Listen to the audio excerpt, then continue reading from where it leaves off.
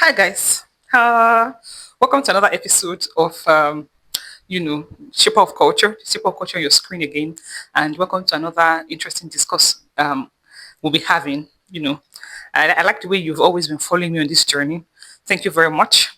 So let's dive in very quickly, so as not to waste our precious time. Today, my problem today now is that why you should not get married.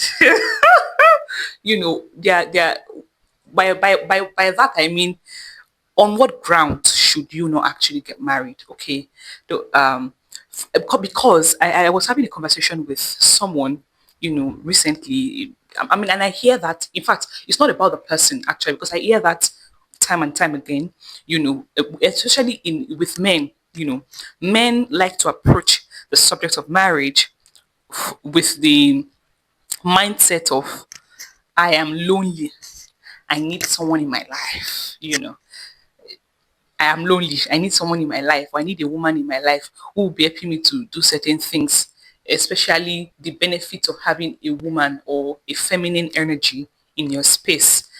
By that I mean, the way the um, household matters become sorted. Household matters that include cooking, cleaning, somebody just helping you to arrange your life and whatnot. Let's dive in very quickly. So the number one ground, and think of this, me having this discourse primarily to men. Okay, I want to address like men, guys, males. You know, the number one reason you should not absolutely loneliness is the first point, and loneliness should not be your major reason, should not be in fact not even minor reason why you want to get married. What do you mean you are lonely? They think they're being kidding. They will not say, after all, God said man shall not be alone. It's not good that man should be alone. Let me provide a helpmeet for him. Okay, he said that, but don't read your Bible very well. God said it's not good that man should be alone, not lonely. There's a difference between being alone and loneliness. Follow me. Loneliness is first a mind state. Loneliness is a psychological place. It's a psychological thing. In fact, psychological does not cut it. It's a mind thing. It's a thing of the mind. It's a state of the mind. All right. Loneliness is one of the downfalls, or one of the byproducts, or one of the side effects that happened after man fell. A lot of things happened after man fell. Like, man degenerated into a certain state of mind. It degenerated into a certain state of being that we will be discussing as time moves on. But for the purpose of this video, loneliness is one of it. Loneliness is that state. Do you understand? It's an internal thing, right? Aha. There's a difference between that and being alone. Being alone means you don't have that stint of loneliness in your heart. Your soul is not lonely, but you are just alone. You don't have friends, perhaps. You don't have community. You don't have a community of like minds, basically. They're different. All right.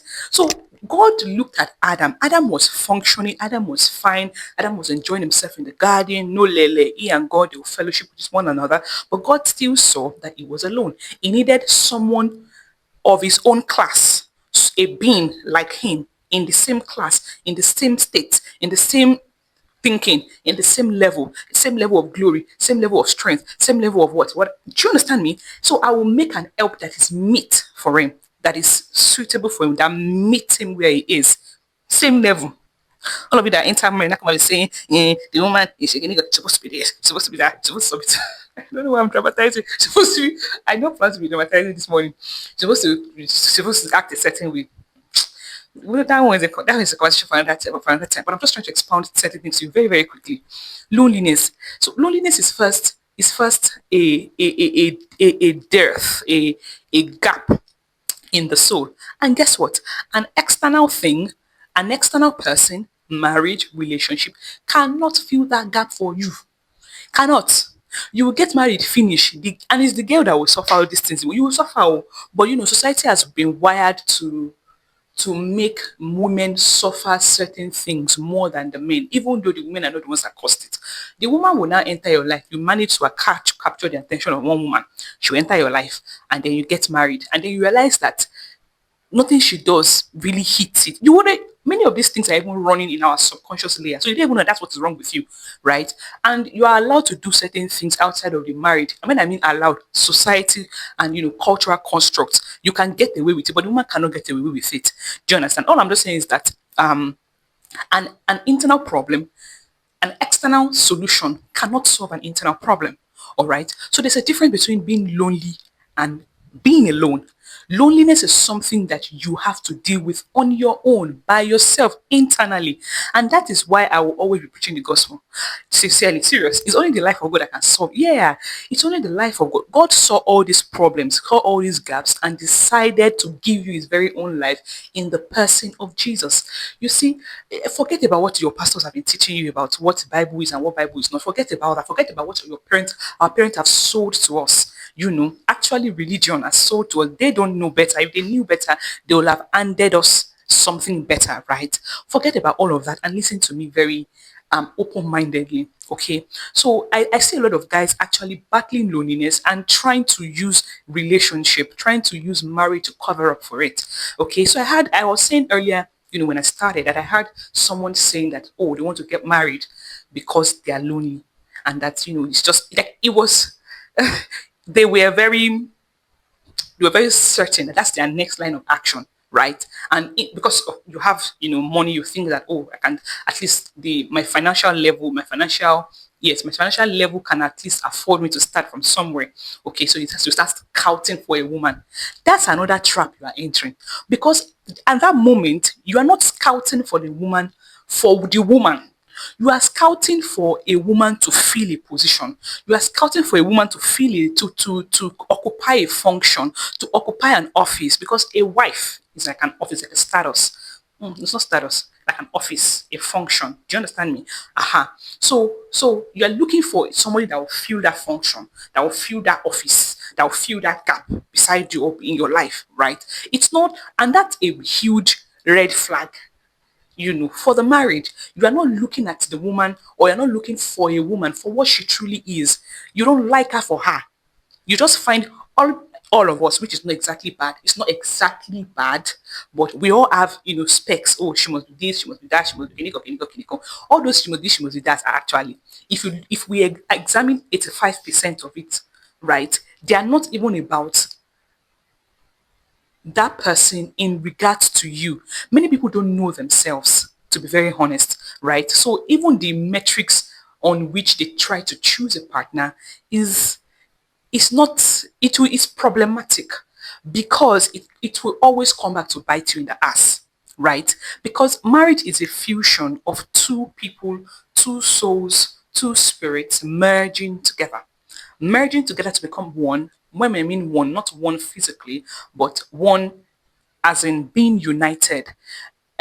Two people achieving a particular goal, or trying to achieve a particular goal, walking the same path, although in different expressions. So one can be in tech, one can be in the arts, but the goal, or the path, the trajectory is still the same. I hope you understand what I'm saying. So I pray, and I really want to reach out to more women to be mindful of men like that. Men who are just trying to use you to fill a gap in their souls. And I'm not trying to say this to badmouth anyone or to make you feel bad, but I'm just saying it's something that you really need to note.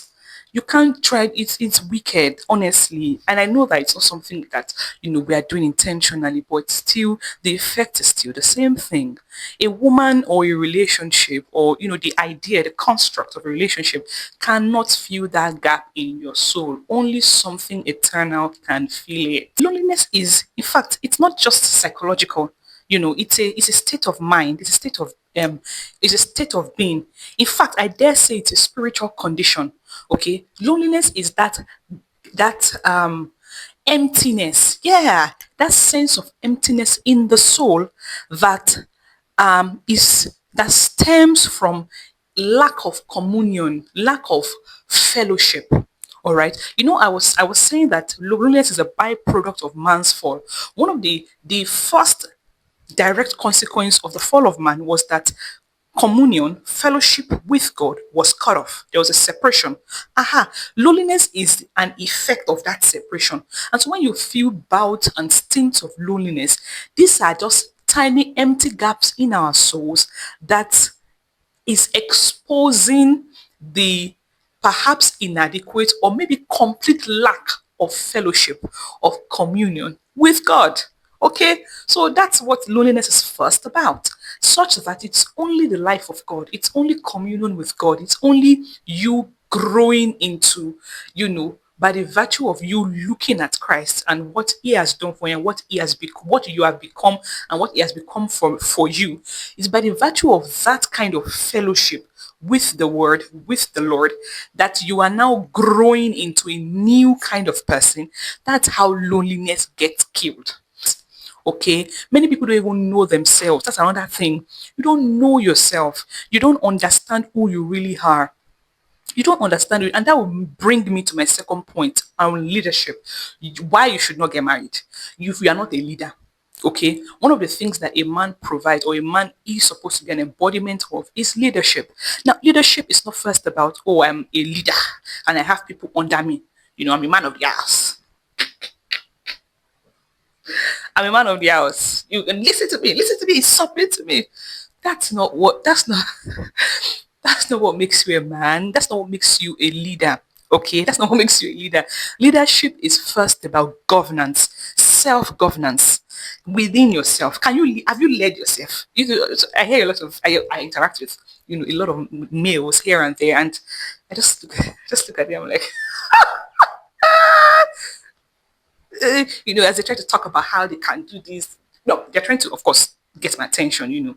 I'm trying to talk as indirectly as possible. But when a guy is trying to woo you or toast you, and you can just see how they cannot even lead themselves, and you're laughing because I don't even need to. The fact speaks for itself. Okay, so leadership is another thing that a man is supposed to grow to be an embodiment of, and until he has been proven to be able to govern himself, or be been proven to be able to lead himself. And what do I mean by leading yourself? Leading yourself is not first about, oh, I have career goals, or I know where I want to be the next 5 years. I'm focused. I'm disciplined. Well, yeah, all of that is good, but it's first again an internal process, an internal state where you are able to regulate your emotions. So how do you want to regulate your wife's or your girlfriend's emotions? Or how do you want to be not help her regulate? You should actually, at some point. But I'm talking about the ability to be able to hold space for emotions. So we know that, oh, women can be a lot sometimes. They just want to be silly, they just want to be naughty. Even you too can be naughty as a guy. Like, that's why you are an interesting human being. Okay. But if you've not learned to govern yourself, you've not learned to lead yourself, I'm trying to paint a picture like you are established, you are rooted firmly and deeply, right? How do you want to be able to hold space for another person? And you want that to rely on you. When it's not called submission, now you carry your hand like this, submission, submit. She's not that. It's unfair. Oh. It's actually unfair. Anyways, my point my point is that if you cannot be able to, if you've not, for example, learned how to navigate your own emotions, properly file it, properly process, properly, do you get, there's a how to, build yourself character-wise, character development, self-governance. How do you want to be able to do that for another person's child? Do you understand? How do you want to be able to hold space? A guy should be able to hold space for his babe's emotions, such that she might be misbehaving or she might be letting out her emotions at you, but you are fine. You are able to carry it for her in the meantime. Do you get? Necessarily not fix it for her, but she can find security in you. So leadership is not first about something career or professional wise. It's first about yourself, the state of your mind, your soul, how transformed and how renewed is your mind. Okay, so you should not get married until you sorted that out, to be very honest. Yes, because I'm still reiterating. If you cannot do that for yourself, how do you want to do that for another person? When you now have children, what do you want to teach them? How do you want to be able to hold space for your child, especially children who they have no like it is absolutely okay for them to misbehave or for them to throw tantrums. You'll not be beating the child. You'll be giving the child certain. Do you get? That's where all this dysregulation, emotional dysregulation stems from, and then the cycle now repeats itself. You are a father that cannot whose emotional cycle has not been properly completed. You begin to act your child a certain way because you cannot. You have there's a gap in your leadership skills or there's a gap in your self-governance skills that the child now grows up to have certain gaps in his life, in his soul, in his mind, and then the cycle repeats itself again. Do you get my point? Tense. My third point, my third point about on why you should not get married or things you should note before you get married, basis on which you should not get married actually, is that many times I think this is tied to my first point. We like the idea and the construct of a relationship, the ideology, the idea, as a concept, the construct of being in a romantic relation, of romantic love, okay, of having a girlfriend, right? We that idea, it's not no, I think what I want to say is that we get married because of that idea and not necessarily because of the person. The fundamental reason why you should want to get married to a person, my brother, even my sister, my brother and sister, is that you absolutely love the person. It's about the person first. Okay, that's how it's supposed to be. It's not going to be about the idea and the construct of love or romance or whatever, or it's time to get married. Rubbish. It's time to get married. I'm 32. I've not seen a girl yet. I'm 32. You are 32, so what?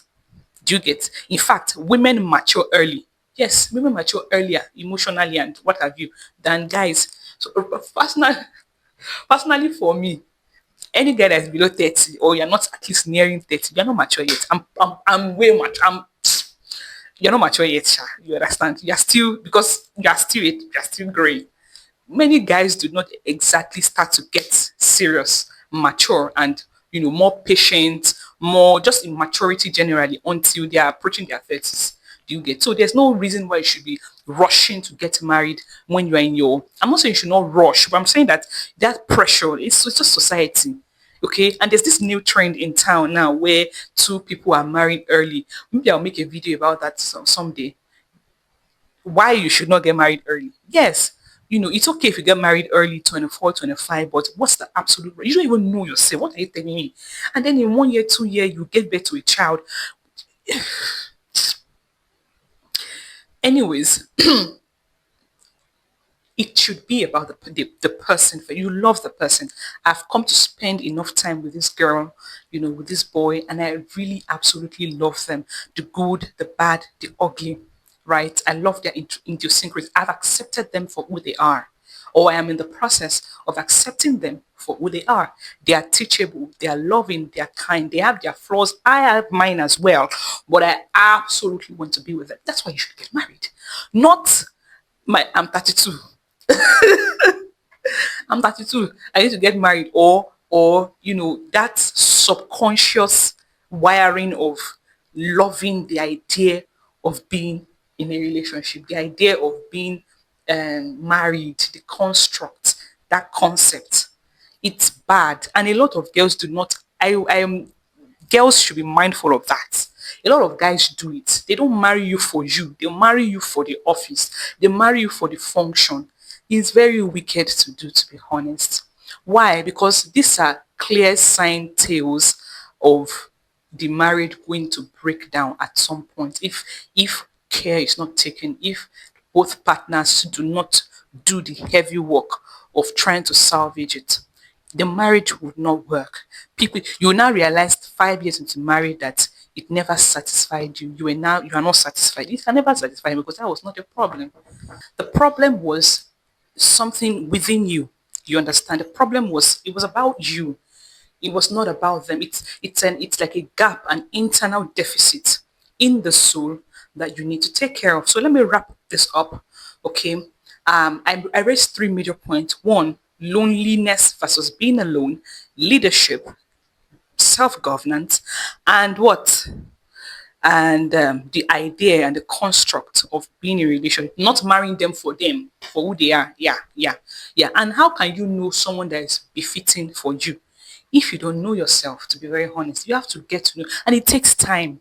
There are certain things I've come to know about myself in the last, when what month are we in? In the last 6 months or 7 or 8, I've come to understand certain things about myself that, wow, not like I never knew them, but like it's now sinking deep. Like, by coming into such knowledge and actually understanding, I know how to deal with other human beings better. I know how to relate better now with other human beings. It's just growth. Growth. Yeah, that's the word. Growth. Okay. So there's a certain level of growth that a man should attain. Think of it. Even scriptures are aligning with. They are even agreeing with me to be without thinking. You know, Adam was living on his own for a very long time. Don't be carried away, or don't be deceived by the fact that, Genesis, everything, most of it happened in Genesis chapter 2. That chapter 2 makes you feel like, oh, everything happened in one day. No, millions and aeons of years passed, okay, before all these events were developing and unfolding. So Adam was living alone. Again, I will now come back to the concept of that loneliness versus being alone. I think I'm not you've not understood that alone part. Being alone is you being alone, single, without having that deficit of loneliness in the mind. It's very possible, very, very possible when you are safe, you are secure in yourself, you are self-sufficient. You understand? You live in your own ecosystem. You understand what I mean? All these things I'm trying to talk metaphorically, right? Without you don't necessarily have that gap or that deficit of loneliness in your soul. There's not that psychological state of loneliness is not there. That's what makes you being alone. And so it will be nice, it's good, like God said, to not be to now have a partner. A partner. Some of you say you want partner, you want helpmate, but look at what you at the end of the day, you see what you turn our life into. And you'll be shocked to submission, submission, submission. Anyways, with this few points of mine, I hope I'm going to convince you and not confuse you that jollof rice is better than fried rice. Thanks about